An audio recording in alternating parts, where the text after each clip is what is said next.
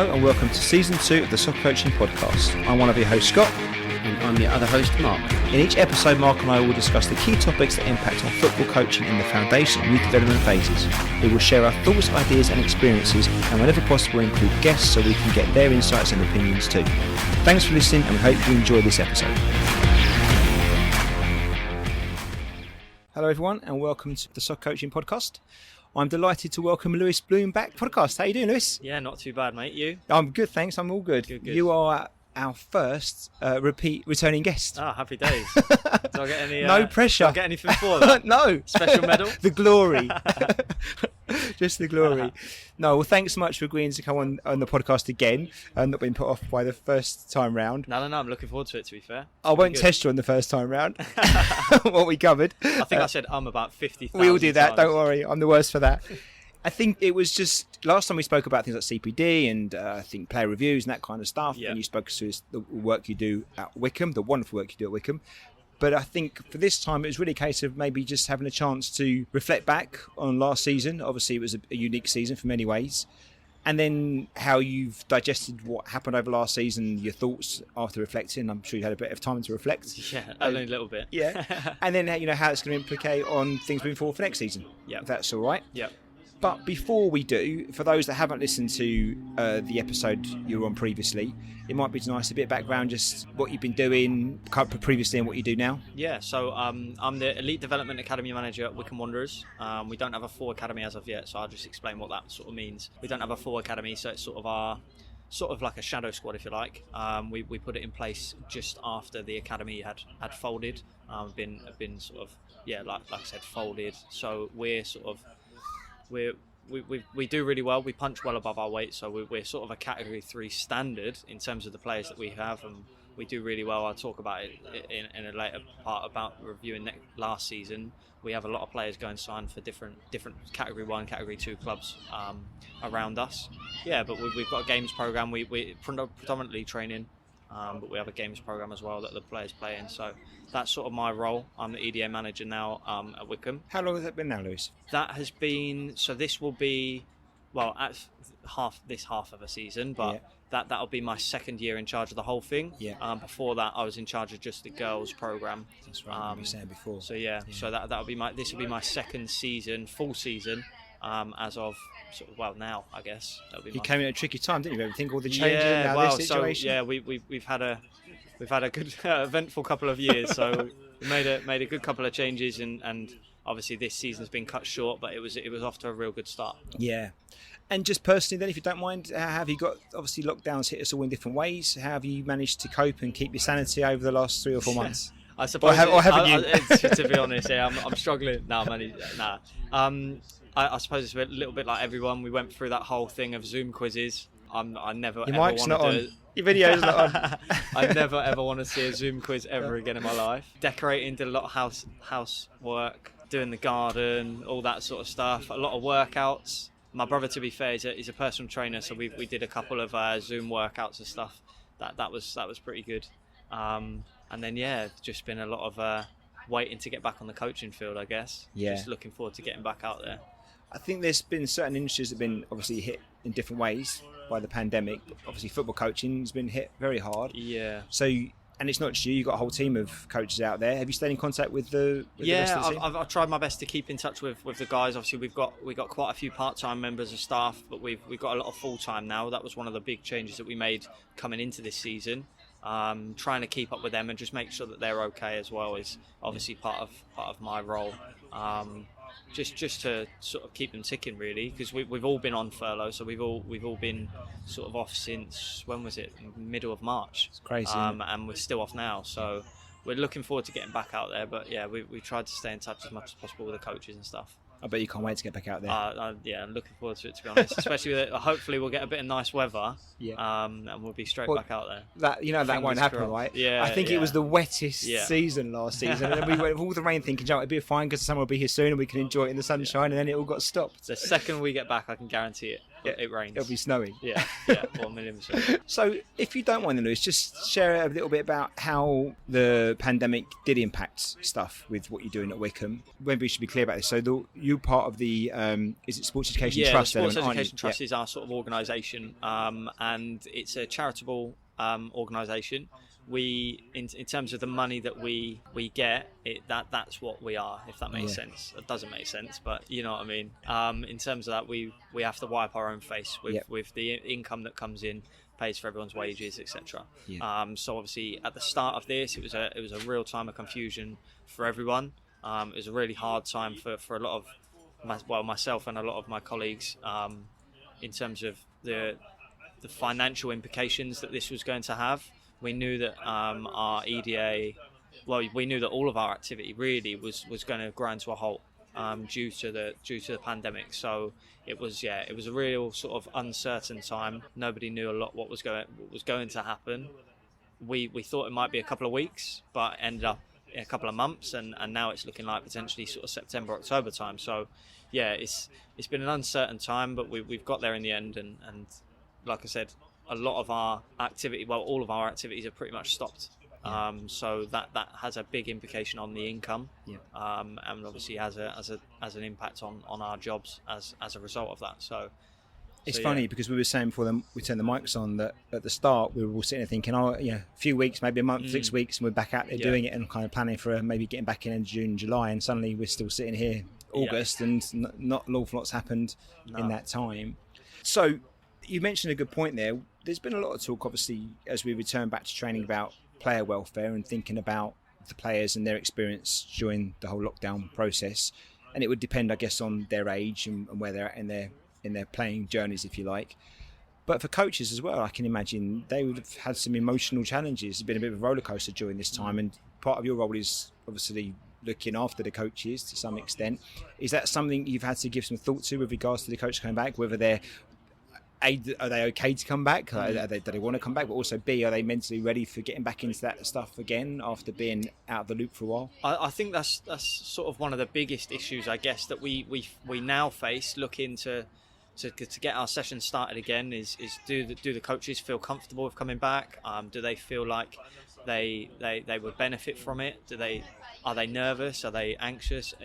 All of those sorts of things we have to take into account before we can start any of these sessions. There's 1,000,001 things, as you can imagine, to even get in one of these sessions given the green light.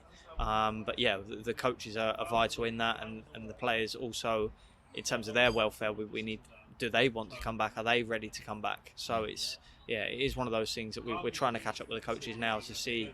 Are you ready to come back? Do you feel like you can, and do you feel like you're going to benefit from that? Like I said, we've been sitting indoors for a long time now, and I know for a fact that I've been chomping at the bit to get back out there and start coaching again. So I'm sure that they'll have the same mindset. But again, we have to make sure that they're comfortable with it first of all before we can throw anything out there. Yeah, and kind of going straight back into it is kind of hard, isn't it? Because I mean, coaching's a performance art, isn't it? You almost got to get yourself warmed up and back in the groove, haven't you? To go from a standing start. Can you make? Well, for me, it would certainly be difficult. But I think even for the coaches you got, and they're great coaches. But maybe there's a little bit of nerves there again, and you haven't done it for a while, and you've got to get back on the bike, and there might just be a little bit of I was joking to someone the other day, actually, just saying, do I know how to coach anymore? It's been that long. It's probably been the biggest, the longest gap in coaching that I've ever had since I started. So it's going to be an interesting one when we get back. Do I know how to talk anymore? I'm not sure. So but in terms of the players as well, we've sent out a couple of things to the players, just to make sure that their sort of their mental well-being was really important to us as well. So we sent out a couple of videos. Well, we actually did it for about a month. At the start of lockdown, we sent out videos sort of every day. Here's a couple of sort of tricks and flicks that you can do, and hope you're okay, hope you're getting on all right, and send us your responses. It'd be great. Obviously, then we were put on furlough, so that had to stop because there was no one sort of controlling that. But then we've sent out a couple of documents as well, sort of newsletters to say, right, this is what's going on behind closed doors. Here's some. So we went through the social, psychological, physiological, and technical sort of corners. So we highlighted a couple of different things that they could be doing at home. So there was a couple of psychological like things about building confidence, building resilience. Then there was sort of technical aspects in there as well. So yeah, we sent out those sort of newsletters to give them a bit of guidance on sort of what they could be doing while they're away from us, and just reassuring them really that we're trying to do everything we can. When we can get back, we will, and we look forward to every single one of you coming back, and make sure that you know that you have a place with us when we do open again. So it's just sort of giving them a bit of reassurance and just saying we're still here. It's that contact, right? As soon as the green light go, we're ready to get started again. So. And what do you think about the players then? I know you work across the whole range of age groups, don't you? So it's under 6s up to under 17s? Yeah, under 6s to under 16s. Under 16s, okay. So yeah, it was difficult. We'd have had to put together 5 different newsletters to reach everyone, but we tried our best to sort of capture everyone in that, and not make it too serious, not make it too sort of childish as well for the 16-year-olds that are with us. So yeah, we've tried to hit everyone with that. Have you thought about when the players come back, what condition they may or may not be in? I mean, I would imagine that there's certainly from an observational point of view, looking outside, when I see the training sessions, you see all the players out there, they look like a fit and healthy bunch all the time. So I would imagine they probably haven't been spending hours and hours on Fortnite and doing nothing else.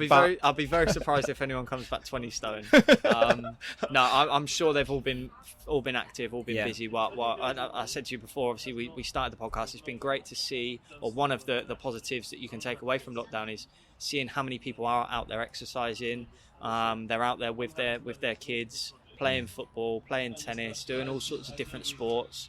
And all those transferable skills that they're getting from that, I'm sure that they've been out there exercising. And one of the things that I said to one of my colleagues before just as we went into lockdown was, do you know what? This might have an impact on those players that are on the fringe of academy football. This might have an impact in their development, and are they going to still be at that level on the fringe when they come back? But he actually said, well, Joe, what? Everyone's in the same boat. Even the academy players are in the same boat. So it's, do you know what? This might actually be their chance to overlap them and do more. So fingers crossed. We've been sending out a couple of different things. So fingers crossed they've been sort of taking that on board and doing as much as they can on their technical grooving, their second best foot, etc. And they can come back potentially even a stronger player in terms of their technical ability, and potentially even fitter. We obviously can work on the other sides of the game, but if they can go away and practice that for the last, what is it now, nearly 4 months? Nearly 4 months of being in lockdown. If they've been working hard, then they could come back a new beast. They could do well. So turn our thoughts in a while to the coming season, but before we do that, I just wondered, I'm sure you've had plenty of time to reflect back on last season, and if we park the pandemic for a little bit and take it out of the equation as much as we can, it might be impossible to do so, but as much as we can, you know, how was last season? Because we spoke to you, it was probably a year ago, so before the season. I think it was the middle of my first season in charge. Yes. I think. Yeah. So maybe, I don't know if you're happy to, as much as you feel like you can share with regards to, you know, how you found things. I guess what's worked well, you know, and where you're pleased with what's happened, and areas you think, actually, you know what, we've reflected on that and we think that could be a bit better. Yeah, I think since we last chatted, I think it was sort of Easter time, just coming towards the end of my first season in charge. There was a lot of things that I was sort of looking forward to changing. Sort of when you come into that role in your first year, you're sort of just observing what's going well, what's not, and we made a lot of changes in my second year. So in September, we made a lot of changes. We ended up unfortunately releasing a lot of players, just because we thought that it was beneficial to everyone really that we scaled things back slightly. So we weren't so stretched in terms of staff. We could get the staff that we wanted to work with, the age groups that we wanted. We weren't so stretched, and we could have the best coaches working with the best or everyone. So yeah, we made a couple of changes with regards to bringing in more full-time staff. So creating a couple of full-time roles to be filled so that we have more full-time than part-time, just for sort of continuity, but also for reliability as well. And also because we can get to do more CPD.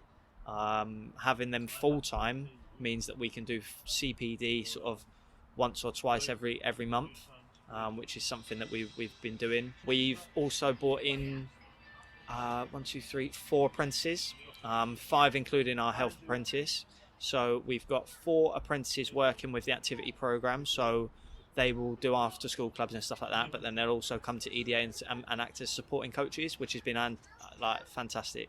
Having more bodies on the AstroTurf, first of all, looks great to everyone, but second of all, gives us a million different bodies to sort of work with. If we need cones here and there, if we need any assistance here and there, so that's been a great change and one that's been fantastic this season. And then we move on to the playing side, and in terms of the academy invites, we've had academy invites through the roof this season. I think between September and January, I think I'm not sure on the exact number, but we must have played 20-30 academy fixtures. So these are other academies approaching you for games. So 4 academies, Cat 1 to 3, approaching us to come in for a games program because their team, the team that they were playing, don't have that age group or whatever reason it is. A lot of them do it for recruitment purposes, to get us in and come and play our games. So that's been great, because one thing with that is we're striving to be an academy. We want to be an academy at some point, and we're making steps to do that. These academy invites are just the cherry on top now, because that's the only thing really that we are lacking in terms of being a full academy. Obviously, we can't sign our players. Our players are not exclusive to us. They go and play for their grassroots clubs, and they can be signed by any other club that might approach them if they want to, obviously. But that's the sort of main difference between us and them. We do 90% training, 10% games, and then these added games on top of that means that we can sort of be a lot more like a full academy to play weekly games and stuff like that. So, like I said, we've had a number of academy invites this season, which have been fantastic, and hopefully they continue. And like I said, we do really well when we do get there, and that's the reason why we're able to have so many more invites, is because the word gets about, do you know what, Wycombe are class, and we do really well when we get there. So we get and that again has then meant that we have had more players signed. So I think this year is definitely our record for one season, but I think we've had 17-18 players go and sign, and it's not just category 3 academies. It's Arsenal, it's Chelsea, it's Tottenham, it's Fulham, it's QPR, and there's a whole list. It's funny, there's a whole list that we've put together, so it's crazy. I know you, and I know it's genuine, but maybe it's just a reflection of my character here that I can't help but feel a little bit like, you lose these players to other clubs. It's a little bit of a kick in them, if you want. But for you, I know it's not, and it is part of the success of the program, isn't it? And you're proud of it, and you can see it genuinely, and you rightly speak highly of when the players get moved on to these other environments. Is there any part of you that? No, of course, because it does make a difference in the strength of the groups. It makes a difference in that. But they must we get to know these players so well that it is a shame when somebody moves on. But we do take pride in it. Like that is, for me, and it always has been from the minute that I started with Wycombe. That's the goal. Can we push these players on until we have our academy? I think that should always be our role as coaches. We've got to support these players to be the best player that they can be, and that's one of our aims at the EDA, to support the players to reach their full potential. And if their full potential is there, then let's push them as far as they can possibly go. And like I said, fingers crossed, in the future we'll be able to keep those players, and we'll be able to push them forward into our own under 18s program and our own 23s and the first team. That'll be the best case scenario. But until then, we're not too precious on keeping these boys with us. Unless it's the right place for them to be, we would push them on to bigger, I wouldn't say better, but bigger things. And I guess for the players that are left, that's good as well, in a sense. They can see there's a pathway there to other avenues, and if I work hard and I turn up and I believe in what I'm experiencing here and commit to it, then that could be me next, if that's what I'm looking to do. And again, that goes with our reputation. We have had a fantastic reputation for a number of years, and we want to uphold that as much as we can, and these players are just showing what we're doing.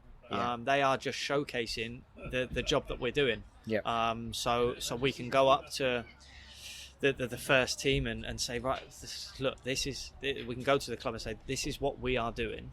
These are the players that are being signed, and this is where they're going. One of them actually was on the bench against Wycombe last season. Savi Spazov was playing for Oxford, so he got signed for Oxford from us at under 16s.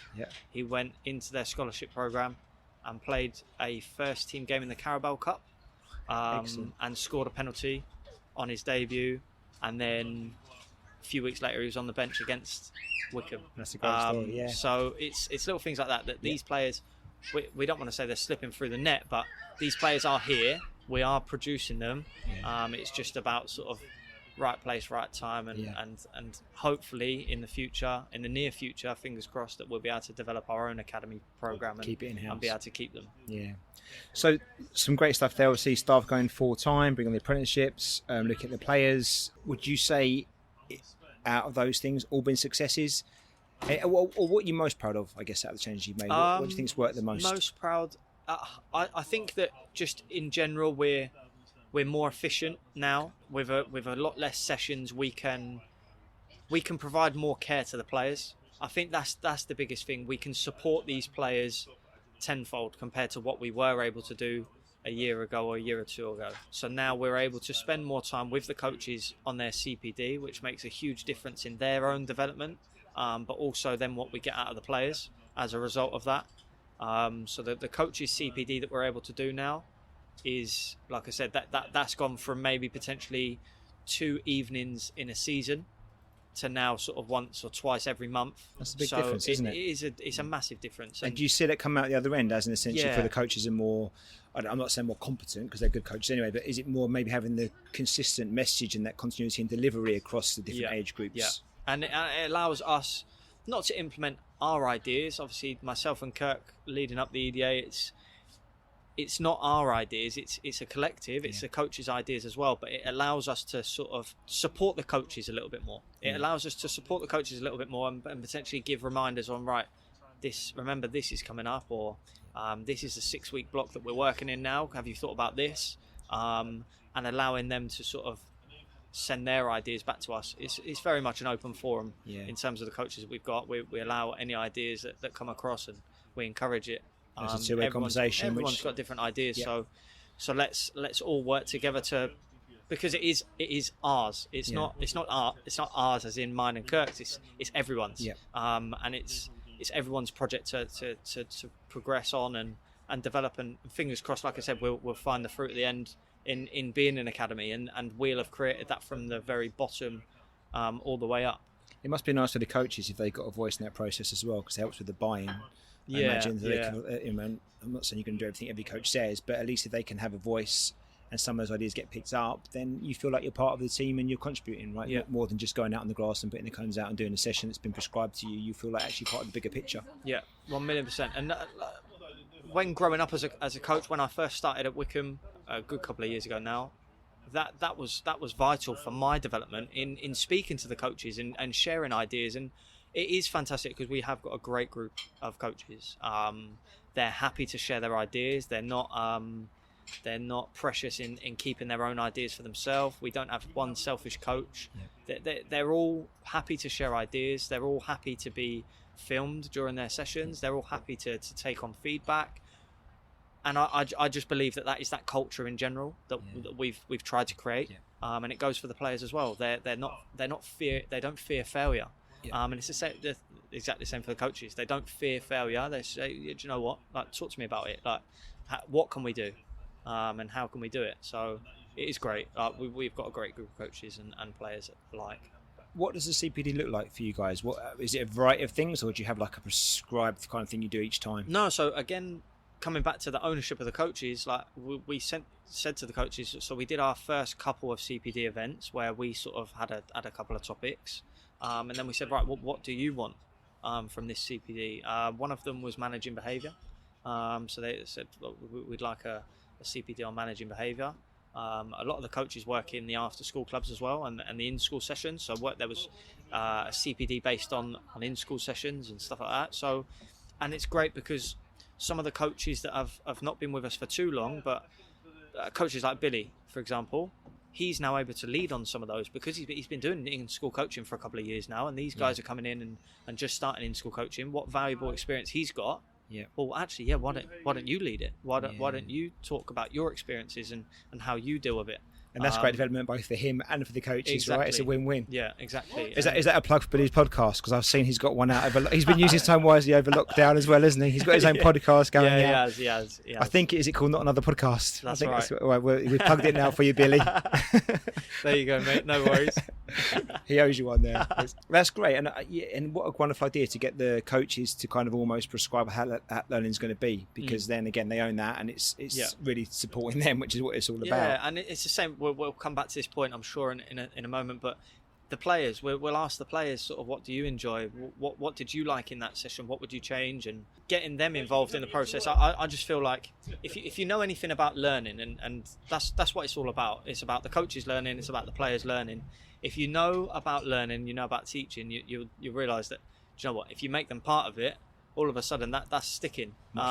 So that the time that these coaches will put on a presentation to us and say, right, this is what I know about it, all of a sudden that's stuck now. I'll just use Billy as an example, and it might be completely wrong, but I believe that if Billy's producing that presentation and delivering that presentation, you now know that subject inside out. So that's there's nothing like having to teach something to really learn it, is there? And it's the same. The players, when you get a player to demonstrate for you, it's so powerful. So true. And once you, like I said, once you understand what goes into it and what goes into learning itself, I think you can get a better understanding as to how to support coaches, how to support players, and anyone in general, really. So you've mentioned some of the things you're proud of and what went well. I'm going to challenge you now, if you're honest, DK. So I'm sure it wasn't all 100% all roses and stuff. Anything you can share that maybe didn't work so well, and you look on reflection, you actually might do this differently next time? Yeah, well, we had a small issue called coronavirus. Was it your fault, was it? We had a small issue with that. No, in terms of this season, I think, again, we were speaking beforehand, the fixture program was great because we were able to offer every single player a fixture during the school half term, which was one of our big sort of points that we said, do you know what? If we're reducing the numbers, then we can offer all of our players a fixture during half term, and which was fantastic, and a lot of players got games that they potentially might not get or might not have got in the previous couple of years, but that did have an effect on the intensity of the games. It did have a big impact on the intensity. It had a big impact on what we observed at the games themselves. So that's something that we will sort of review for next season. Was it harder to in some ways play how the team wants to play and how you've coached them to play if some of the players weren't at the same level as the opposition? Was that the challenge that was breaking down? It's a real difficult one because on one side you've got sort of equal game time for everyone. Let's get everyone a game, and then on the other side you've got sort of but actually we're trying to develop players, and we've got players in there that might not be getting that game time, but they potentially might not be ready for it yet. So then you just it's a big balancing act. Where you're giving one, you're taking away from another.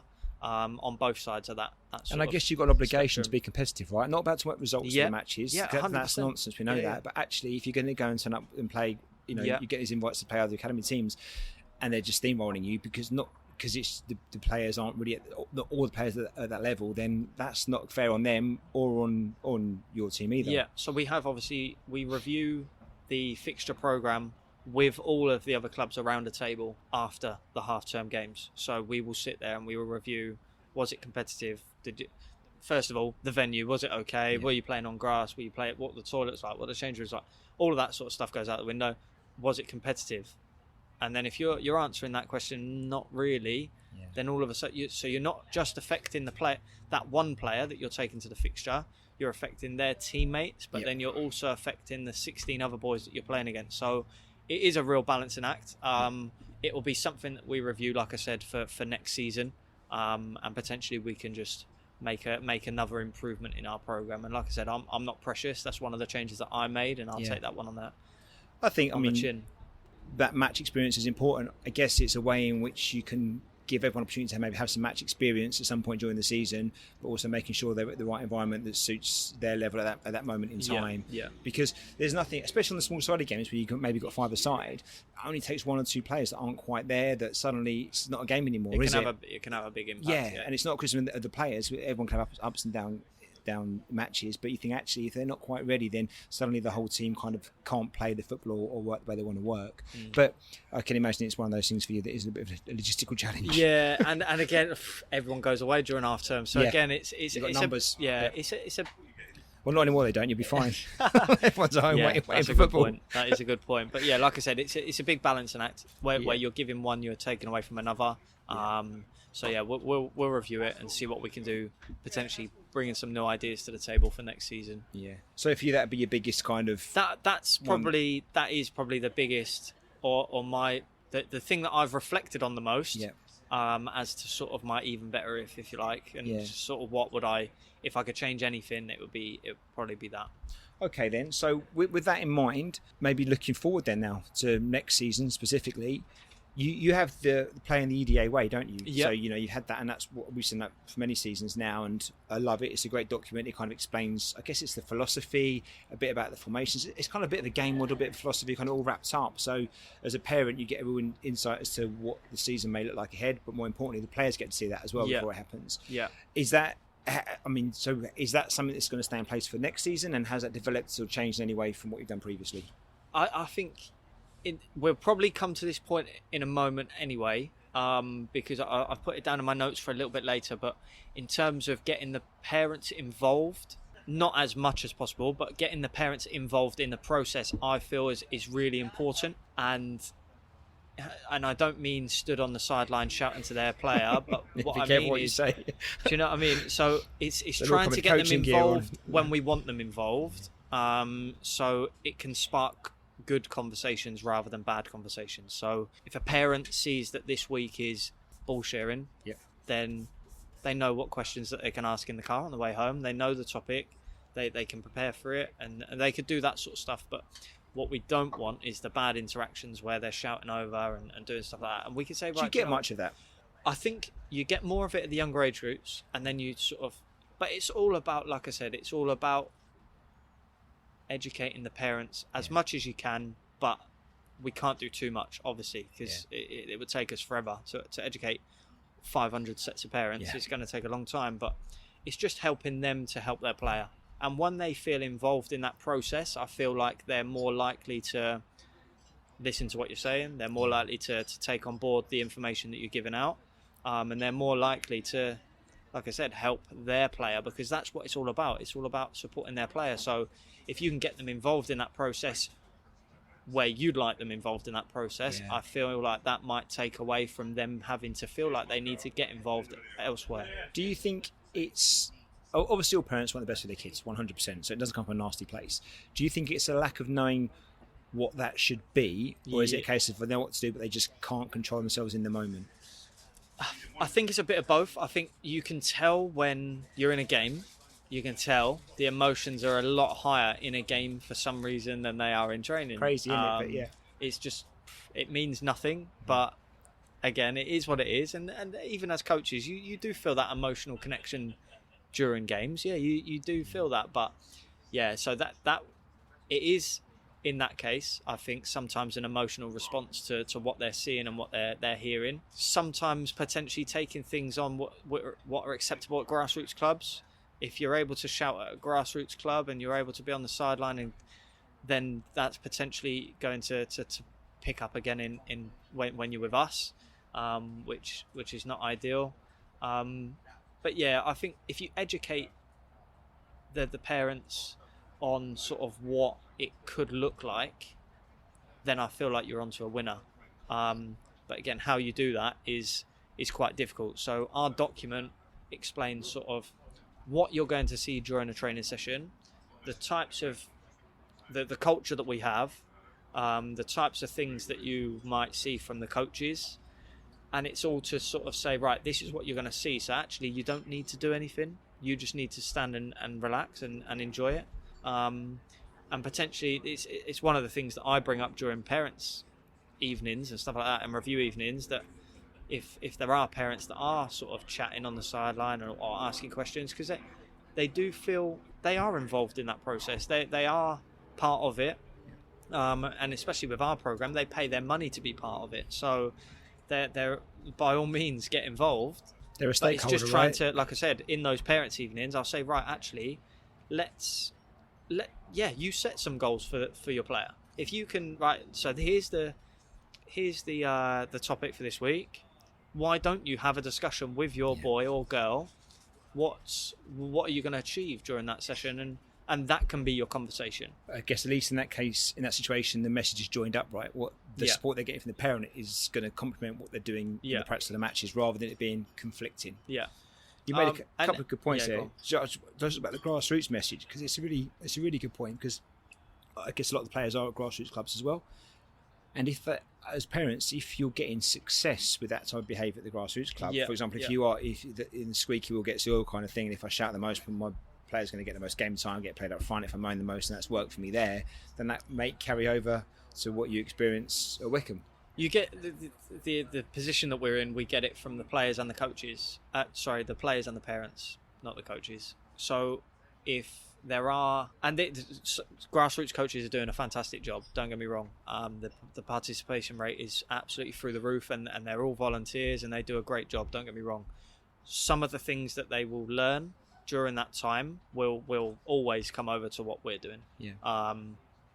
And is it frustrating at times? Yes, because we're trying to help them to develop as a player, and they might be doing, like we said earlier, they might just turn around and kick the ball out of play because they feel like they're in danger and they can't do anything else. So, and it's little things like that where we actually encourage our players to be brave, take a risk. What can you do? Can you get your head up and find a way out? Some of the best defenders in the world are able to do that. They're able to get their head up and find a way out of that problem. But we're trying to do that at 7, 8, 9, 10, 11 and making lots of mistakes. But we're allowed to keep doing it until they got there. I mean, Van Dijk's said for years he was probably one of the worst defenders out there, really, because he kept making loads of mistakes. But that's what got him where he got to now, by getting it wrong for such a long time.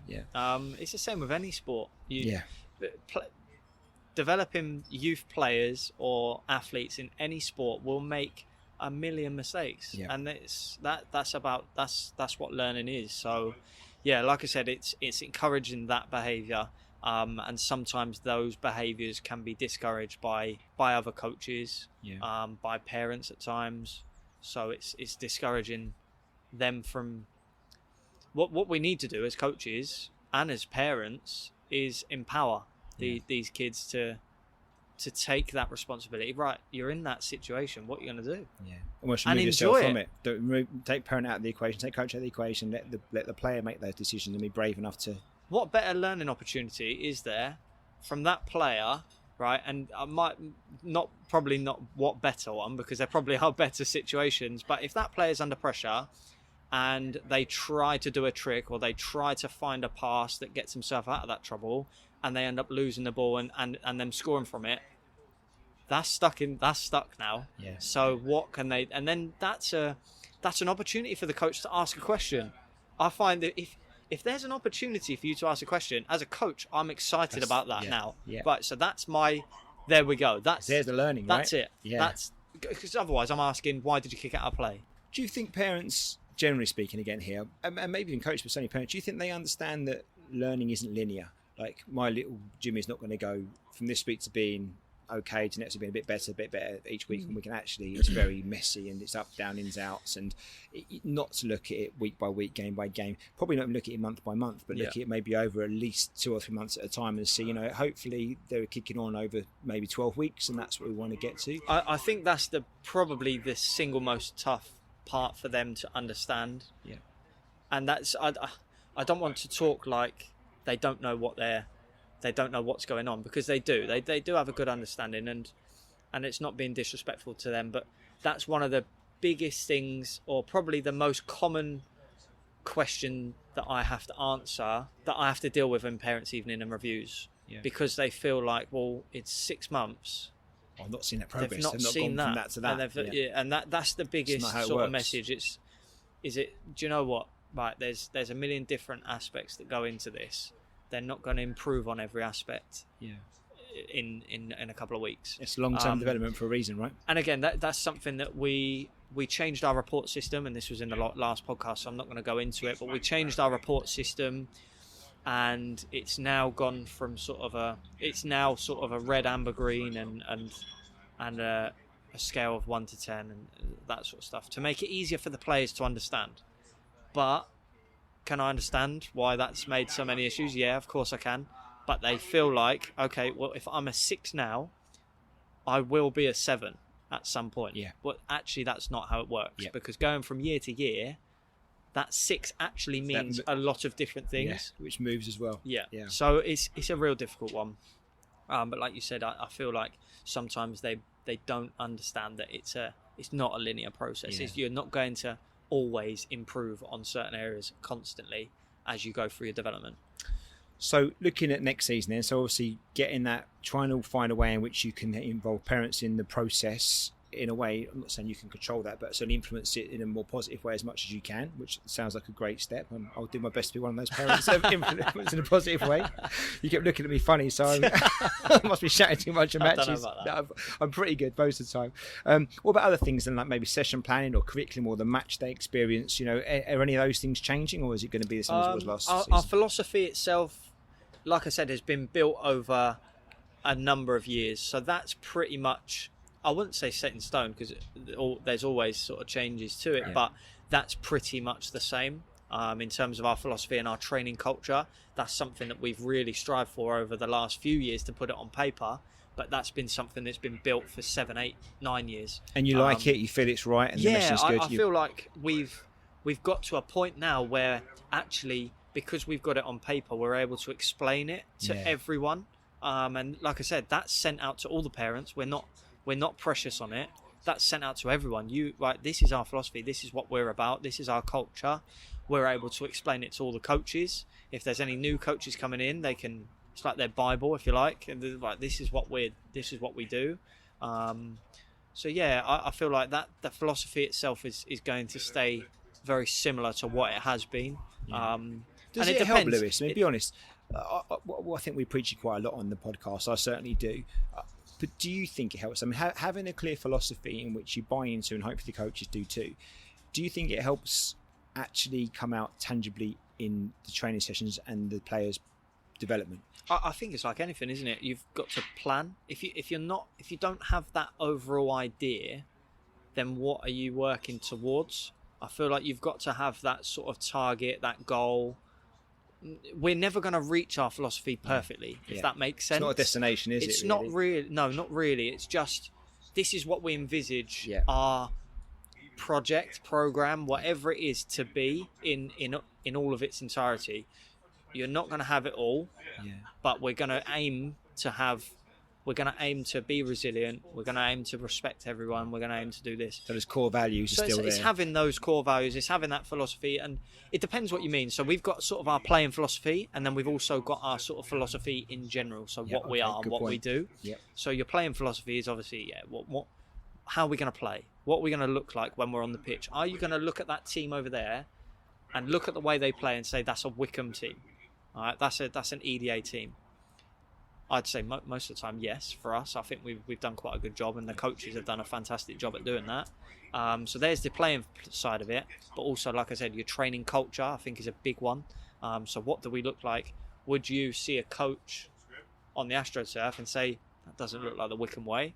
You most of the time, you're not going to say that. So you're going to understand, or I believe that 99% of the parents that are watching on the side will see what a Wycombe session looks like and know that that's a Wycombe session, which is great. It's a great place to be. And I think, like, coming back to the question, I think you've got to have that overarching sort of idea and philosophy to be able to move forward with your team and with your club. I guess it's your direction of travel, isn't it? That's your direction. It's not an end destination. That's your direction you're heading in. If everyone's pulling that way, then that kind of helps things run a bit smoother on that journey. Yeah.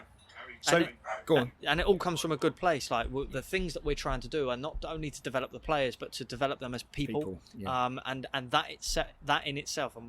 Again, I'm going to say we had this conversation before the podcast, but when you're developing people as well as players, you're going to get one hell of a player at the end of that. And it's that side of the game, and it's been mentioned on pretty much every course that I've been on in the last few years. The social side of the game and the psychological side of the game are overlapping the physical and technical side.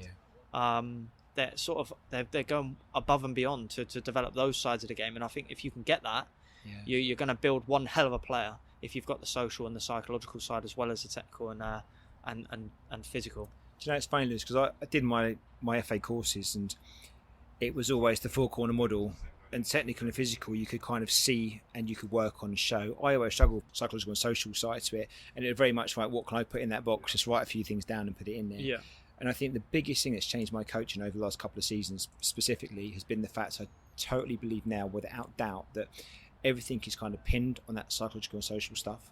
So it sits underneath it for a reason. You almost have to have, the stronger that foundation is around some of those key aspects, whatever you think they might be. I've got my own ones that I've got in my head, but I think then once you've got that rooted in a real firm place, then you can work on the technical and the physical side of stuff. But almost if you haven't got the right application below, then the other stuff doesn't matter, or it doesn't matter. It will never get the full benefit without having that stuff in place first. And for me, I feel as if the best coaches are able to coach those two. Not anyone, that would be disrespectful. A lot of coaches can coach technical. A lot of coaches can coach physical. Not a lot of coaches can coach the social and psych. And I feel like that's where, like I said before, if the players can work on that themselves, literally themselves. So if they've gone home and worked on that for the last 3 months, and they've gone home and worked on their physical and their technical, we'll be laughing because that's our part, really. That's sort of the part where we add value. The questions that we're asking and the challenges that we're setting are around those social and psychological side of the game. I think you've got your technical challenges and stuff like that, but the interventions that we're using and the methodology behind that are all based on, right, how can I make this player think, or how can I manipulate the way that they see the game? And if we can do that, then all of a sudden, like I said, you're creating one hell of a player. Totally agree with that. Okay, so you have your curriculum that you send out as well, which kind of week by week what you're working on. It kind of rotates. Thinking every 6 weeks or so. So again, that was one of the changes that we made for this season. We revisited our syllabus. It was the same for 2 seasons, and we changed it this season because we felt like, actually, let's give our coaches an overall theme for 6 weeks. So we were working in 6 and 4 week blocks. So we were working 6 weeks in possession, 4 weeks out of possession. That was the sort of model that we were going by, because again, studying for my masters, one of the things on periodization and sort of season planning was actually, let's break it down into blocks, and it helps the players to digest that information over a period of time and not just 2 hours, because again, the unfortunate situation that we're in is our elite centre players get the option to do two training sessions a week, but some of them can't because they train at other academies. So potentially we might only see these players 2 hours a week. They're getting, no good at maths, but they're getting 100 odd hours in the week other than that. So we get them a fraction of the time, and it's how we can extend that learning over a period of time. So it might be we're working on this in week 1, but our overall theme lasts for 6 weeks. So we can revisit that over the next 6 weeks. There's a part of that topic that we're revisiting over 6 weeks. So I think like one of the ones for the youth dev phase was playing out from the back. So one of our 6 week blocks was playing out from the back. So we'll have a number of different things in that. So we might have like rotation, we might have ball sharing, we might, whatever it is. And then, but our 6 weeks, we're working on playing out from the back. So might be the end of every session, we'll look at that. Or we'll play a game, one team will be working on playing out from the back, the other team might be pressing from the front, and it's how we can develop both sides. So that's 6 weeks. We know that we've got 6 weeks. We don't need to cram it all into one session. We don't need to cram all that detail in. We might just be working on one aspect this session. Next week we'll work on this one. Next week we'll work on this one. You've got the core theme, and then different elements will underpin that for 6 weeks. So we've added that in, and I think that's been a success. So that's something that we'll probably keep for next season. Like I said, it just allows the coaches to plan. Don't rush it all in one session. You don't need to cram all of that information in, because it's a lot of information. And also see what the players currently have, right? You can see what they might be good at certain things straight away, and actually less time on that and more time on something else. I find, and this is a conversation that we had we had a couple of conversations as coaches as to how we would go about that. But one of the big things in my coaching now is actually I prefer the first initial part of a practice, or it might be like the first session in a 6-week period, is to actually let's let them play, let's let them try and solve the situation themselves, and then we can go into that. But again, I find from my coaching style is it excites me to ask questions. So I'll use questions as much as I possibly can. And when I see the opportunity for a question, I'll build that into a session. So I will structure my session so I know that this is going to happen. Yeah. I know that this is going to happen. So there's my opportunity to intervene, and there's my opportunity to pull that player to the side and say, and that's going to be the question. So. What a brilliant point, though, because I think how many sometimes are we going as coaches thinking that either we haven't thought about what we might see anyway, or we just think what we are going to see. But actually, if we just let the players play, conditioned a little bit maybe around the theme of the session, we might be surprised by what we might get. Yeah. And actually, no two players are exactly the same. So what one might be able to do, one might not be able to do. But the power of observation and then being able to reflect and make those changes. I mean, that's the art of coaching, isn't it, really? Yeah. I'm not saying it's easy, but to be able to watch something and be able to see, okay, how I can then contribute to help collectively and individually is... that's where you want to get to as a coach, right? And I guess this with the model that you've got now, if you did that on week 1 of the session, well, you've got 5 more weeks plus that session, really, but certainly 5 more weeks, and then reflect, think, and then put something together where we can work on elements that are best going to suit those collective to maximise that 6 weeks around that theme. Yeah. Like we said before, the learning, if you really delve deeper into the learning that's going to impact these players, it's going to be that point where they make the decision. Yeah. If I go into week 1 and say, stand there, stand there, stand there, stand there, that's how we play out from the back. For some players, don't get me wrong, for some players, different learning styles, that'll be nail on the head. Thanks, Lewis. That's all I needed to know. I'll do that. And they're sorted. But for some players, by week 2, they've forgot it. By week 3, they've completely got it. Forgot it, sorry. Yeah. And that's how it goes. But if you give them the opportunity to say, right, do you know what? Right, you're playing up from the back. These guys are going to be a high press. This is the problem. Just going back to that one, that's an easy. It's an easy situation to talk about. And then you say, right, I'm working with a blue team, and again, this is why it's great to work with another coach, because you can literally say, right, you're doing that. You know what you're playing against. Come and play against us. Come and make sure you make this hard for us. And then I talk to these players and say, right, what are you going to try? What do you know? What's just happened? What are you going to try next? Then they might go and do it again. And then that's my opportunity to then just drip feed if I need to. Come over here just for 1 second. Have you thought about that? Oh, no, I didn't think about that. Okay, well, why don't you go and communicate that to your teammates? And you see it happening. Yeah. No, I don't have to do anything. I'm watching the game. The coach is counter coaching against me, and then I'll just pull a player to the side and say, have you thought about that? Or what happened there? Why do you think that happened? What might you do differently? And how are you going to do it? Or what might you need Jimmy to do there? So it's constant problem solving, isn't it? And then they're solving the problem themselves. They're learning because they're making the decisions. Well, back to your first time about the player that actually you could be quite prescriptive to and say, right, do X, Y, and Z, and they'll do it. And we've all seen those players, and we've got them.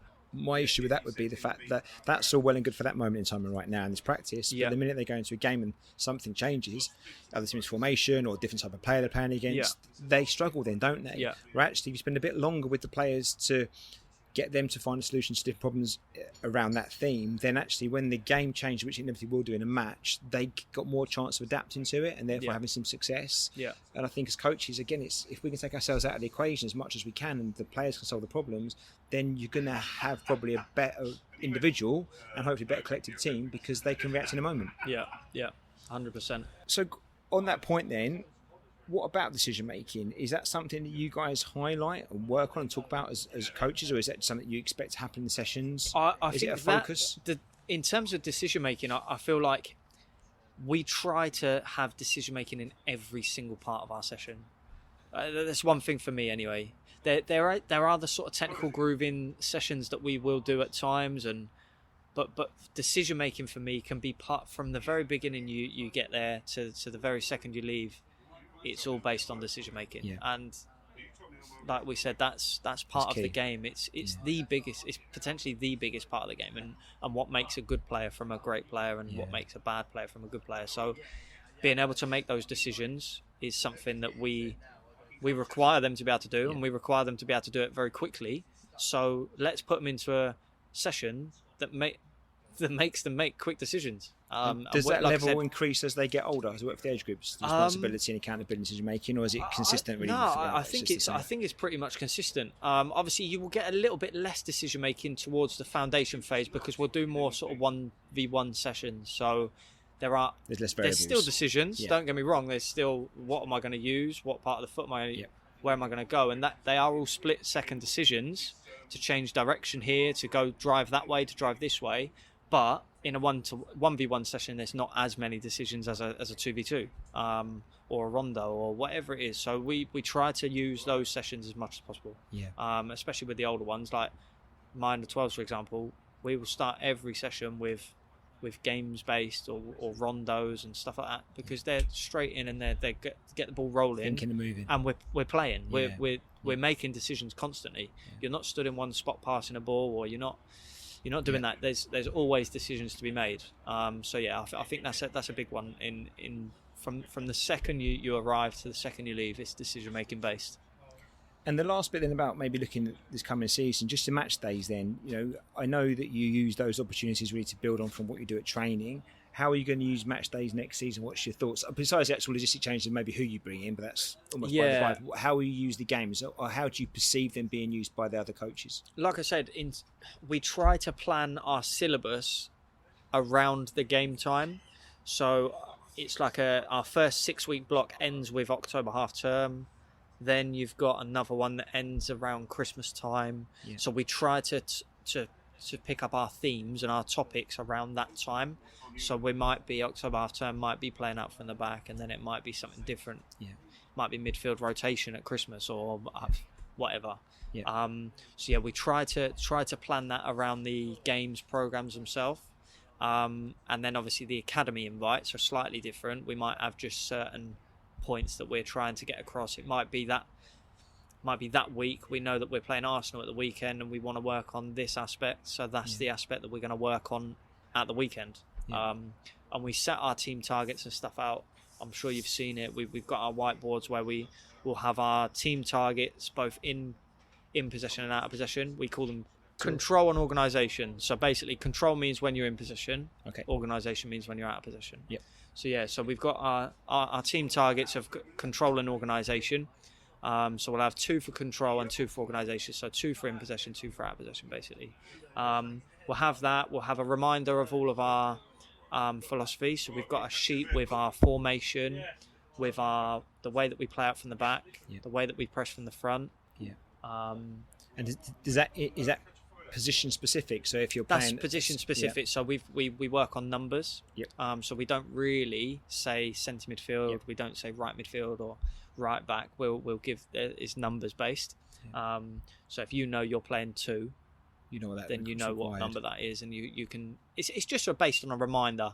So if a player is, like I said, if they've not been there for a week or they've not seen the way that they do that, then they've got a reminder there. Do a cheat sheet just to refresh. When I'm playing out from the back, I've got to be there, and then I might go there, and then if I'm playing there, I might rotate here.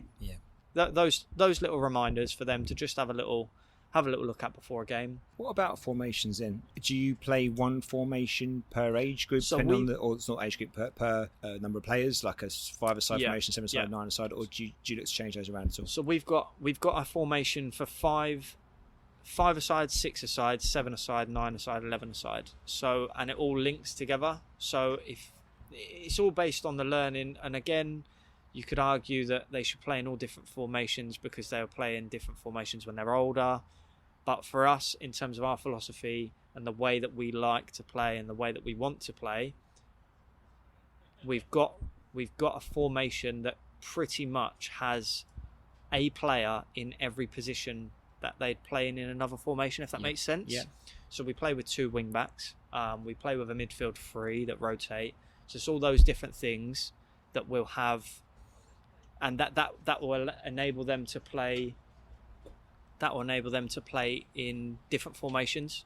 So they might be playing a 3-5-1 or 4-4-3, 4-3-3, or a 4-4-2. But those roles, you can see them they've got to play still in a different formation. So we've got that as well. So. And do you rotate the players around? I mean, in match days, would they play different positions within the match itself? Yeah. They'll play in different positions. So we've got we do have prescribed goalkeepers. So we have a goalkeeper set up where we've got our goalkeeper coach Andy. He'll love the mention, by the way. Cracking coach, Andy. Cracking coach. I don't know about that. What age you started keepers? So we've got under 7 goalkeepers. But we don't really recruit for under 7 goals. So if they come to us, then we might have a think about it. But under 7s usually, under 8s usually we'll play with players in goal and rotate. And then under 9s upwards we'll have goalkeepers usually. But yeah, like I said, we pretty much got a goalkeeper prescribed for our groups, and then we'll have all the other players most of the time rotating. I say most of the time because when they start getting a little bit older, we might have a position-specific player who might play. And again, it's not just one position that they'll play in, but they might only play in a couple of positions. So they might play as a right wing back, and they might play as a right winger and a striker, for example, but they might not play as a centre-half ever. And it's just based on the player that they are at that time. Obviously, I understand that might change over time, and they need to be adaptable. But they're not doing one thing, are they? They're still doing 2 or 3 different things.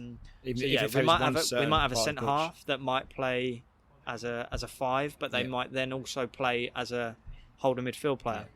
So we do rotate the positions like that, but there's more rotation in the foundation phase, and then the youth dev phase it starts to become a little bit more position specific in terms of playing maybe 1 or 2 positions.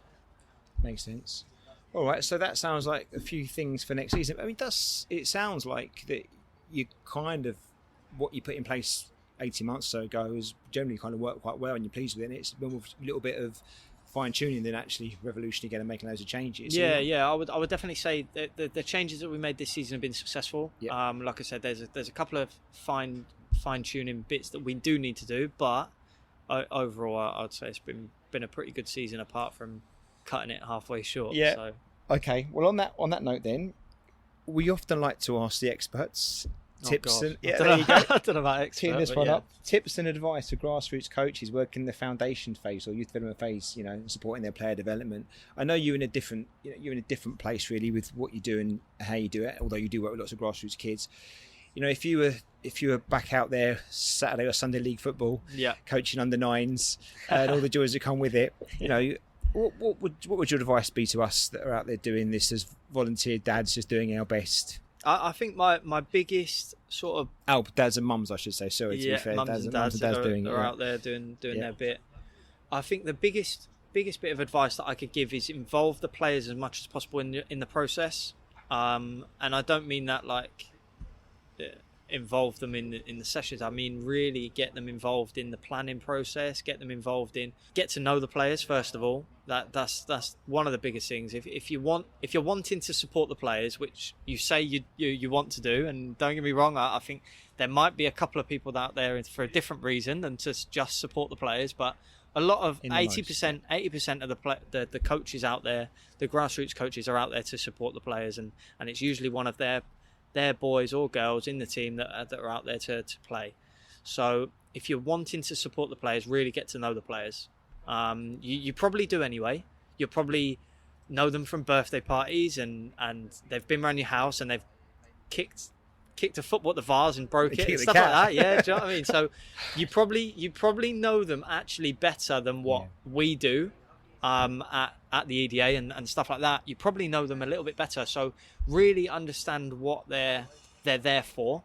So there's going to be players that are there for pure social reasons. They're just there to be there with their friends.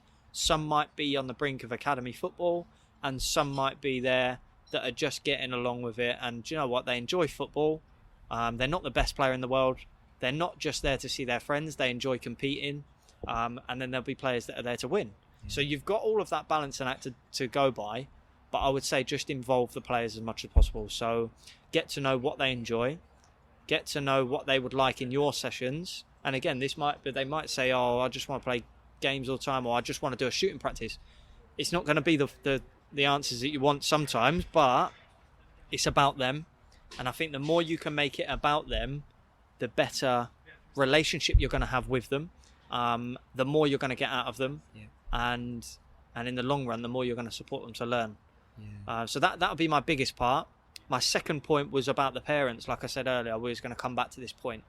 I think if you can get the parents involved in that process as well, I feel like you're going to be onto a winner. I feel like, and again, like I said before the podcast, I was about 20 years old when I took over a grassroots club, and I was at university studying for my master's at the time. So I sort of, not my master's actually, it was my undergrad, but I sort of thought I knew what I was on about. Obviously you do a lot of learning, but I thought I knew what I was always dangerous when you think you know what you're talking about. And it was sort of a constant battle with the parents, because they'd had it previously done in one way and I was doing it a different way, and it was sort of a constant battle between myself and the parents. And there was one guy in particular that wanted to get involved as much as possible. He pretty much wanted to be the coach, and quite hard at 20, I imagine. It's tough. Yeah. It's tough. I feel like I dealt with it okay. I did like a sort of pre-season sort of get together with the parents would come in with their player, and we'd have a sit down and a chat about what we were going to do for the season. But so anyway, more of a one-to-one with the parent rather than a group thing? Yeah, so one-to-one with the parent and Divide the player. and conquer, I like it. Yeah, something like that. But I feel as if you're fighting against the parents, it's always going to be an ongoing battle. Distraction. Whereas if you work together and you've got, and again, this is where it can differ sometimes, because the parents will have different views and they'll have different things that they want to get out of their Saturday morning.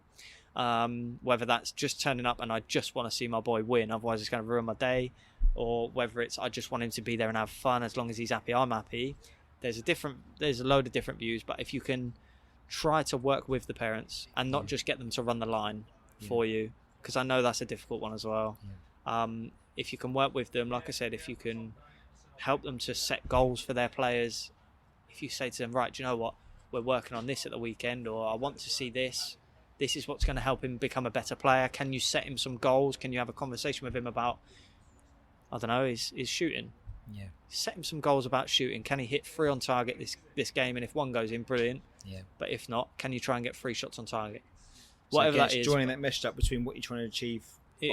Or the training and matches with what parents message to the kids before training, during training, all and like we said, stuff. we might spend 2 hours with them a day, and they spend the other 22 with their parents. Who's got the most influence? Not right? that much, but you know what I mean. They spend a lot of time with their parents, so it's about helping that car journey home. Yeah, helping that player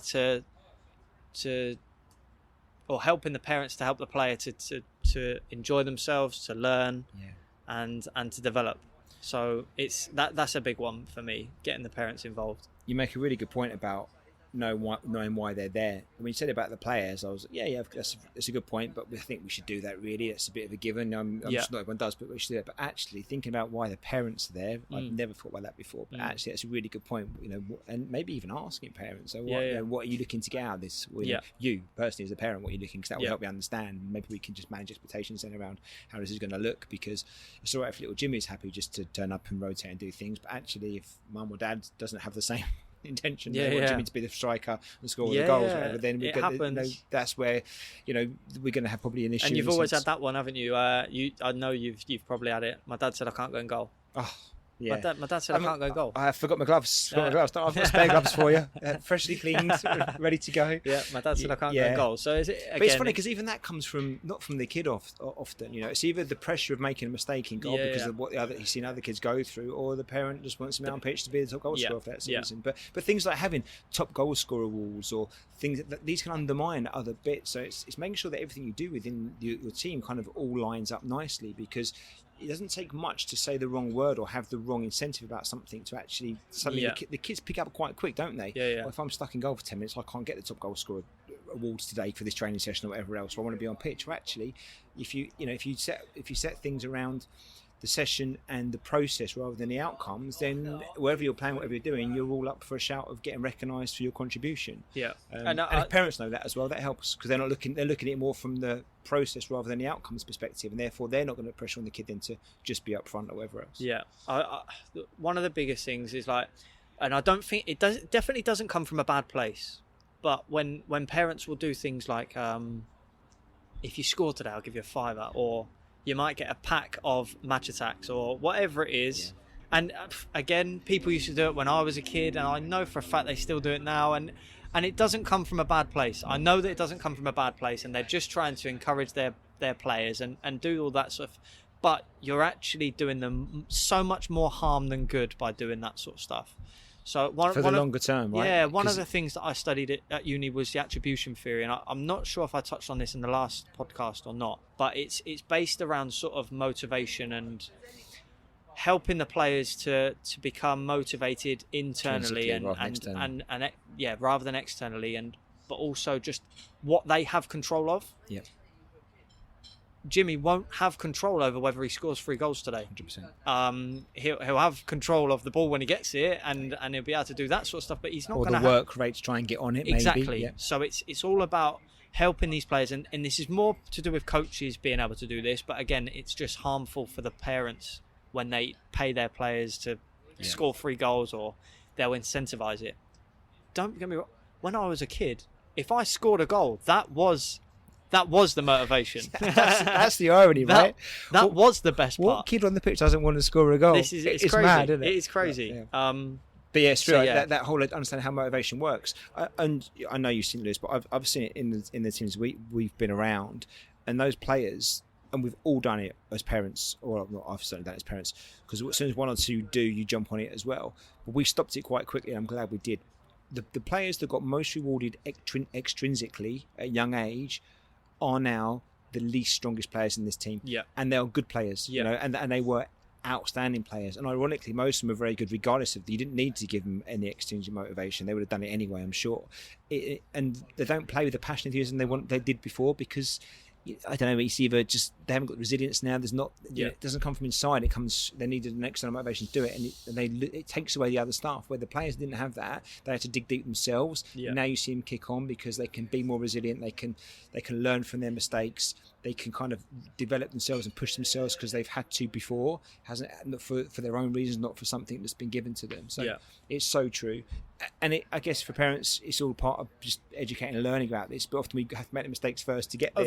Of course. Like, and that's one thing that I don't like. I don't like slating parents, because they're learning as well. And I'm not a parent yet, and I know for a fact that I'll make a million different mistakes. And so I don't want to come on here and preach about anything really. I just want to throw that one out there. Whereas sometimes you don't know what you're doing. Definitely. To the player in the long term. And like we said, those players that are going to be the first ones to cry when they get a decision given against them, and they're going to be those sorts of players where if you're developing them as a person, they're more likely to be resilient. If they're intrinsically motivated to work hard, I think that's the biggest one, isn't it? The effort you're putting in, they'll get on the ball more the touches, focus that you're putting in.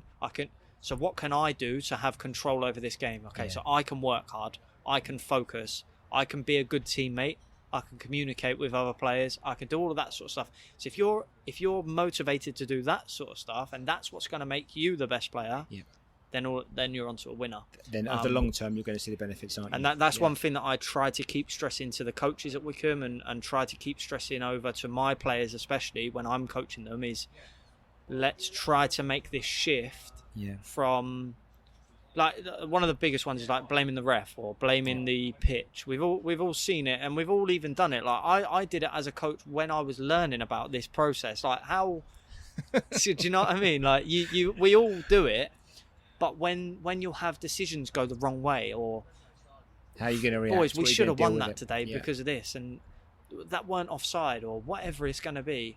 That all has an impact on those players as people. Because the next time that happens, oh, well, that's my excuse. It becomes an excuse, doesn't it? And when you're making excuses, unfortunately, you're not going to get to the top level, which some of them make good players. Will they make the best players? Yeah. maybe not, because But the best you can be, right? I mean, whatever level you're at, I think the best you can be is own the situation. Just say, you know what, okay, that wasn't right, but what can we have done better ourselves? What could I have done better myself? Because I can't control that bit, but I can control, could I have won that tackle, worked behind, checked back, done this, I think looking at yourself first is always a good message, isn't it? I think if you can get a player in the foundation phase to think like that, wow. Like literally wow, because if you can get them in that state of mind where they're focused on their own effort and not worried about what my teammates even doing, I'm just worried about me today, and this is what I'm going to do. And credit to you guys that you're when in your team that you're coaching, I see that from those players, and if you can do that, you're on to an absolute winner. And it's back to your point you made earlier on about the psychological and social side to it, and I think. I am by no means a particularly strong coach, but what I've managed to do over the last couple of seasons with our little team is just that, and I've seen the value in it. But no ideas of my own. These are all things I borrowed and stole from everyone else I've seen. But to be fair, I guess I put it in a way that, or I put the emphasis on it, which I'll take credit for that at least. But by having those underpinning applications, if you like, around resilience, desire to work, compete, learn, get better, teamwork, communication, those things, by really, really hammering those things home, it's funny how suddenly the footballing comes on as well anyway, without me doing an awful lot around the footballing side of it. Well, if I just coached on the footballing side of it, or really, however good I might have got the players to improve technically, and I think I'd have been limited because of my own coaching ability, but it would have got them somewhere. It would have been underpinned, it would have been flawed anyway by the weak foundations. But by putting in those things, and I've seen it and these are young players, they are perfectly capable of understanding what resilience means and delivering on it. At 6, 7, 8 years old, and I've seen kids 13, 14, 15 that can't do it, but you can at 6, 7, 8. They are perfectly capable of communicating in an appropriate way to each other, teammates, oppositions and refs, even when things are going against them. When someone's pulled their shot or they've been fouled or the ref's given a dodgy decision, they are perfectly capable of articulating their point in an appropriate way. They're perfectly capable of having a great desire to work and to learn and to want to compete. You just got to put the foundations in place to create that environment, and it's amazing what you can then get with players that I'm not even going to say that not the most gifted players on the planet, just good young players that want to play football. But if you put those foundations in place, then it makes the other stuff that much easier. And it's not. I'm not saying it's easy or hard. In fact, it's hard. It makes the training a lot easier, I find, if you've done all the hard work behind the scenes. And I think what you see with what you guys are doing at Wycombe and the EDA stuff is that it's almost that, where you've got all that planning and stuff, all the bits behind there. Therefore, when you step out onto the grass, yes, this is an EDA session, because we can see it now. And actually, it's fun, it's engaging, it's directional, there's lots going on, lots of contacts and stuff. And you think, well, I could do that, it's quite easy. But it's only easy to do because all the other stuff been done behind it. I definitely agree. And that's one thing we were speaking about earlier, and I keep saying that phrase. We spoke about it earlier, but we spoke too much earlier. That's the problem. if you see a coach do it like a game-based approach, I think that's one of the biggest misconceptions. When you see a coach, and don't get me wrong, some people will hide behind it, and that's a big thing at the moment. I think like coaches can really hide behind that whole let's let them play, but when you see a coach that can do it properly and they're playing a game, but they can affect that game just through speaking to one player, that's when you've got it. That is game-based. That's when you've got it. So you can put 2 goals in the ball in there 100%, but it's what's going on around that. And actually, if you're observing it, you might not even know as a parent or another coach watching. But what you might not have seen is the 3 weeks previous. The communication's gone out during the week. The messages that have gone to the players at the start of the session, during the session, at the end of the session, all those things underpin it. The little one-to-one interventions and the whole group stuff and things. But you can just play a game and have lots of good coaching in there if everything else around it's been set up and positioned right. And the players are in a space which they know how to maintain a work ethic and understanding just by playing a game. I think a lot of coaches get panicked. If I just put a game in there, it will get chaotic. There'll be tears and tantrums and things will go wrong. Well, that's probably because you haven't put the foundations in first. So you can't just play a high intensity game. I mean, I won't name the name, but I love the sessions at Wycombe. but there's one coach particularly that does a lot of that, and even though my boy's often next to him training, I spend more time watching that session because I love what he does. It's very game based, and for me, he's one of the best I've seen do it, where he'll manipulate the game by just saying one word to one player and saying the whole game's changed. He's working on something. It's so clever, and and the players are 100 miles an hour for the whole 90-minute session. They don't want to, and the quality of the football's there and everything, and they're just playing a game. It looks like he's not doing much, but he's doing loads. Not just in the moment, but also in the preparation.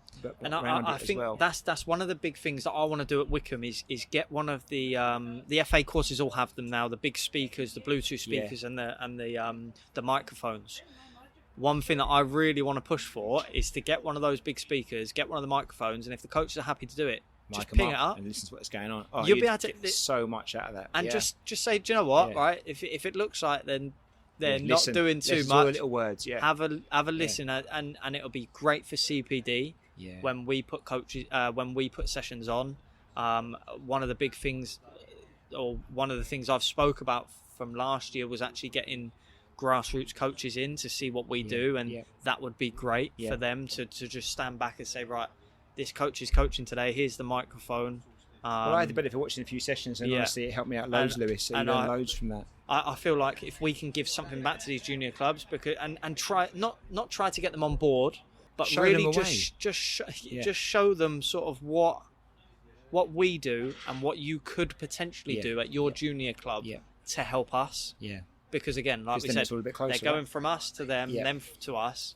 We're telling them one thing, and let's be honest, the grassroots coaches are probably frustrated with some of the stuff that we say to them, even though potentially we think that it's what they need to do, but they'll have a different opinion. But better to know it, right, and know what the messages are, at least then you can work together a bit more. It's a great idea, and we had the benefit of doing it last season. It'd be great to do it again, but I think the more you can do that, then it can only benefit, really. And if you just take away just a couple of things from it, it can only help. You might not like everything that you see, but it doesn't actually matter. But at least you see it now, and you can have a view on it.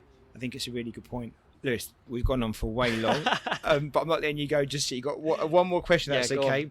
We ask guests this, king for a day. You might have covered it in some of your points already, but if you were king for a day, is there anything you would... Oh, no, not ask you that. There's one thing you have to change about football. It can be at any level you want, the foundation phase, elite level, academy, grassroots, professional. But one thing in football you'd want to change, what would it be? Do you know what? It is a difficult question. You can't say Wycombe going up because they went up. So. To be fair, they did very, very well. We've got to get that in quick. We can't go the whole podcast not mention that. I'll tell you what, they've done very well. I couldn't believe it. Before you answer that first question, am I right in thinking that when they started the season on Wycombe, they only had 9 players at the start of pre-season training and were favourites to get relegated? The squad is super small. Super, super small. Like, he's done it. That team of coaches have done an absolute unbelievable job, and the players obviously as well. From what they had to where they are now, I think it was when they started in League One. So they've been in League One 2 seasons now, haven't they? So I think it was when they started in League One that they had sort of 9 players. So from that point of view, so they've gone from there to... But again, their squad has been super small for years. So when they're in League 2, it's always been about sort of 25 players maximum. That's an exciting season next season. Very. You think they're going to stay up? They... Fingers crossed. I hope they can do well. Like, one thing that Gareth does unbelievably well is bringing in loanees. The loanees that he's brought in over the last few years have been unbelievable. Because of the quality, or because the way they fit into the team? Quality. Right, okay. But also, I think they make a big thing, and again, I've not had too much to do with the first team, but I feel like they make a big thing about their culture as well. So the right personalities. To be fair, like when they first went up into League One, we had a presentation with Gareth, and he gave us a presentation about their philosophy and what their culture was, and that was great. It was great to see, and it was very similar to what ours was. I would have loved to have said, by the way, here's ours. My turn. Our presentation's a little bit better, but I'm joking. But it's nice to know it wasn't a big disjoint. That would have been great to have been able to actually show, this is our one as well. So it's actually very similar. I think he picks his players to fit into that culture as well, because they all push each other to the limit. And again, it's very, very, very similar to the EDA way. It is, because that's what we ask of our players, to do exactly the same. And so it is the spotlight's more on actually their personality and those core characteristics as much as it is. It's not more than the actual technical side. They've got to fit that criteria as well as the quality. So Well, and they have brought in some quality players over the years. Like you look at Eze. Yeah. Wow, what a talent. Yeah. Well, I think also what you could argue is actually getting the best out of some of those players, whether you've got them playing 100% committed for the cause, never giving up, that kind of attitude, and keep going. And don't get me wrong, they're not the prettiest team in terms of the way that they play, but I tell you what, the effort, like we said, intrinsically and just focusing on putting in that effort and working super hard shows what can be achieved, doesn't it? There's no team that works harder that I've seen in recent times, especially in League One anyway. Well, go on in, not getting out of that easy. Right. King for a day still. Like I said, I thought about this question a lot. This is probably the question that I spent the most time thinking about, and I still can't come up with an answer. But what I will say is I would love to see more. I would love to see sort of more provision for these players at a young age to get out of their house. Like we said before, like I was carrying a goal on my back towards like to walk to a school park and go and set it up with my friends and play a lot more. Video games are obviously a big thing at the moment. Well, they're going to continue to grow into a massive industry. So, but so maybe potentially setting up these kids with like in France, they've got like the cage football and stuff. Like, what better thing to have on the corner of your street than a like a park football thing, a little park football, And don't get me wrong, we've got a lot. We have got a lot more, like especially now than when I was a kid. There's so many more AstroTurfs. Do they have access to them? It's very organised though, isn't it? I mean, I guess it's that unorganised kind of stuff where you haven't got the coach's eyes or parents' eyes, and it's safe, but actually you can go and just play with your mates, and you can different age groups, different numbers. You know, this is that chaotic football that we used to all grow up playing, right? Like I said earlier on, promise that's the last time I'm going to say it. But I used to walk with a goal up to the park, set it up, take it back down when it was pitch black at night, walk home. I used to go and play at a kicks program. So I don't know if you're familiar with there's kicks programs back in the day that was just basically just put on like free sessions. Reading FC used to put on free sessions. You just turn up and play. I remember this on a Friday evening. I used to turn up there every single week, and we used to play against kids. Like I was maybe 14, 15, playing against kids that were like 18, 19. Having the best time. Bouncing off kids, just getting battered, didn't mind, did you? Like, but there was kids younger than me, so it's like from 12 to 18. And first aid kits. Do you know what I mean? Cones. No, there was none of that. But everyone survived, right? And it was played on a sand AstroTurf. Yeah. So it was mayhem, but it was brilliant. And you were playing something like 15 aside. Yeah. But that was outstanding. Chaos. I think you got 4 touches, you were delighted. Honestly, I think like that, and we come back to it, but like. I had a CPD with ex-Man United under-18s coach, and he spoke about coaching Marcus Rashford and Jesse Lingard and all those sorts of guys, and Paul Pogba, and they won the FA Youth Cup. And he said that Marcus Rashford was like 12 years old, and they put him in with the scholars to just play, like to just go and play. And he actually did a little CPD event with us and showed us one of the sessions that he used to do. And it was just mayhem. So it was one player has a ball. Like, so there's a team of 3 versus a team of 6, right? Yeah. And the team of 3, they're not allowed to pass the ball. So every time they get it, they've just got to keep it. Yeah. So they've just got to keep it for as long as possible. So it's 1 versus 6, right? And they're just darting around trying to beat 6 or 7 players. But that's great. Like that is literally what we used to do in the playground when we're playing Wembley singles into doubles or singles. No one passes it. You just get on that ball. That's it. You're playing 1 versus 8. You're playing 1 versus 8, and you've got to try and get past 6 people and score. They were the best times for me. I just find football that was unbelievable. They were the best times. You're coming from lunchtime and you're absolutely sweating. And you can't concentrate in your next class because you're just thinking about the worldie you just scored on the playground. But that's what I feel. I don't want that to disappear now. I don't want that to go away because kids aren't let out at night and it's too dangerous. You can understand why things have changed, but you're dead right. I mean, it's a shame because there's a lot in there, isn't there? You just get so much out of that. Playing with different ages, different environments, different surfaces, like all those things. And maybe what we'll have to do is manipulate that back in a way that's as least adult-ified as possible. Yeah. So just finding a space and a way of doing it in which you got the right for chaos. So but, somewhere like a goals centre, like Yeah. goals are great, goals centres are great, but then let's make them accessible. yeah, almost like a youth club, but Do you know what I mean? in a safe kind of I fun think way. like that would be unbelievable. Football youth club. Just give everyone the chance to just go in and play Yeah. on a regular basis, and a safe environment to play as well. That is a big thing. Like, it has to be a safe environment where they can enjoy themselves. But putting those sort of the cages at goals. Yeah. That's brilliant. I think it's a great idea. That's where you're going to learn. You're going to learn a lot. Yeah. All your different tricks and flicks, and like we said, you ain't kicking the ball out of play there, No. are you? You're not turning around towards your own goal and kicking it out for a corner.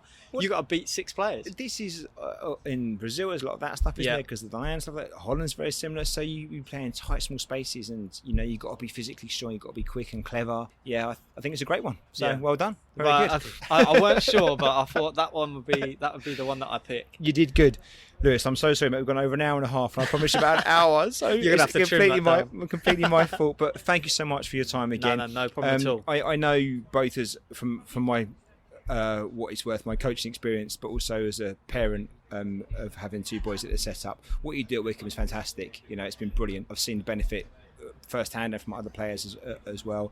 Impacted the season from the whole situation like everyone has been, but very much looking forward to next season and seeing it progress. And if you don't mind, come back on again and show us. No, it'd be how it's great. going I've enjoyed it. The third one back on. I've enjoyed it. Thanks, Lewis. Good luck for next season. Cheers. Bye.